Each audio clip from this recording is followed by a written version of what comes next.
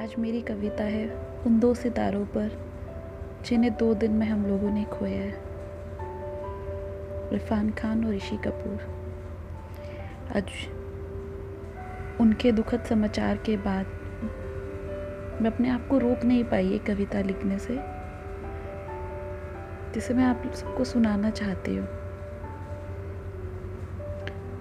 थे क्या वो अद्भुत सितारे, थे क्या वो अद्भुत सितारे जो चले गए छोड़ धरती के किनारे।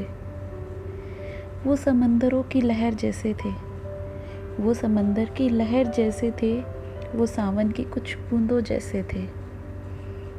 आज आसमान में 2 सितारे नज़र आ रहे थे, आज आसमान में 2 सितारे नज़र आ रहे थे। वो कलाकार चांदनी रात की शोभा बढ़ा रहे थे। था जब डूबा भारत कोरोना के कहर में, था जब डूबा भारत कोरोना के कहर में, वो सितारे कैंसर की जंग से जूझे जा रहे थे। उम्मीद ना थी और ना ही ये कोई कल्पना थी, उम्मीद ही ना थी ना कोई ये कल्पना थी। वो छोड़ जाएंगे ऐसे, ऐसी संभावना ना थी। कैसी एक उलझन में सवाल बन गए वो, कैसी एक उलझन में सवाल बन गए वो, हर इंसान के दिलों में घर कर गए वो।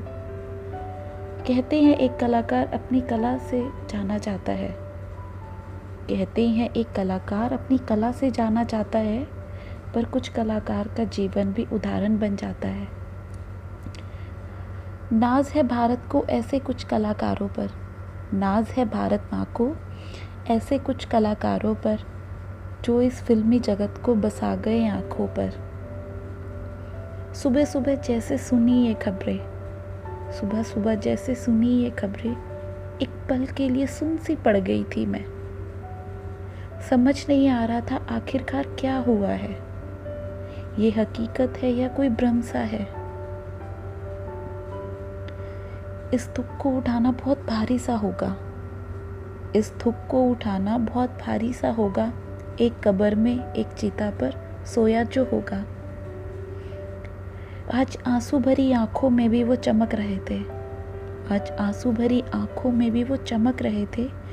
वो दोनों हर दिल में धड़क कर रहे थे, वो दोनों हर दिल में धड़क रहे थे।